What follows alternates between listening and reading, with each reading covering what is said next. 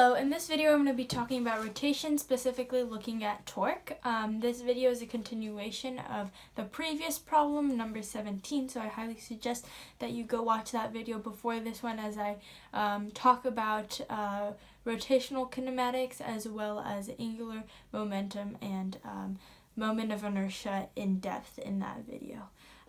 So first I'm going to go ahead and give a definition for torque. So torque can be defined as a force that causes an object to turn. So in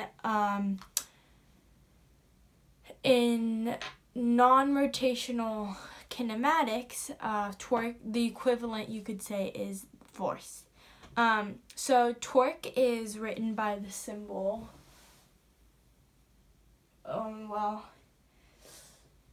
essentially torque is this simple. It's like a T with an arrow over it, and a common formula for it is the cross product of R times F, where R is the radius or distance and F is the force.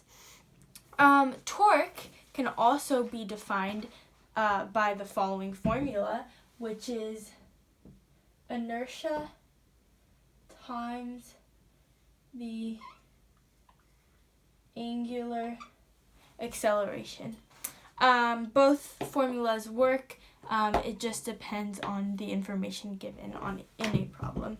So first I'm going to go ahead and read the statement aloud. The diagram that it refers to I drew right up here in the previous video.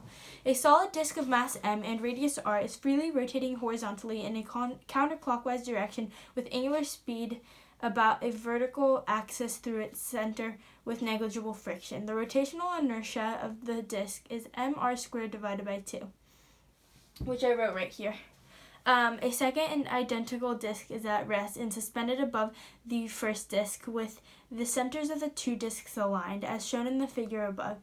There is no contact between the disks. The second disk is dropped onto the first disk, and after a short time, they rotate counterclockwise with the same angular speed. So now I'm going to go ahead and read the question specific to number 18. The interval of time change in t is elapsed time from the moment of first contact between the two disks until they are both spinning at the same angular velocity. Which of the following expressions gives the magnitude of the average torque that the first disk exerts on the second disk? So we know that another way of calculating torque, or the net torque, would essentially just be the rate of change of the angular momentum. So I'm going to go ahead and write net torque. Write this a little better. It's like that.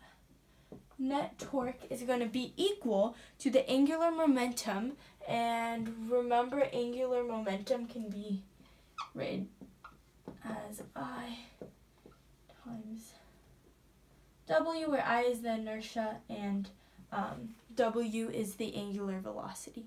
So torque net is equal to the absolute value of mr squared divided by 2, which is the inertia, times the angular velocity, which is, or the final angular velocity, minus, again, inertia, which is mr squared divided by 2,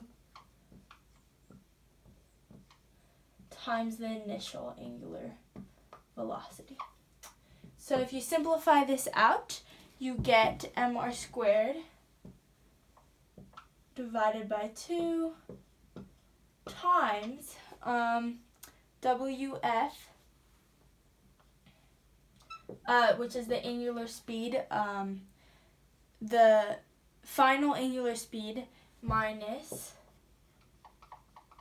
2 times the final angular speed, because we know that the angular speed is going to be equal to the sum of the two disks when they hit each other, divided by the change in time, because again we're we're calculating the torque, and we know that it's inertia times acceleration, and here we had angular velocity, so this is just a simple way of converting angular velocity into angular acceleration. So then we simplify mr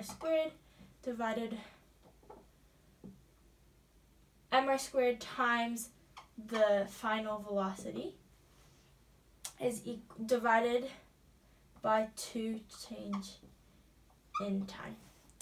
And this is our final response. We see if it corresponds with a problem on the exam, and it does to option C. So we can go ahead and say the answer to number 18 on the exam is C. Thank you. Oh, one more thing. Make sure to go ahead, or I'd strongly recommend that you go watch problem number 19, as it is a continuation of this problem. Thank you.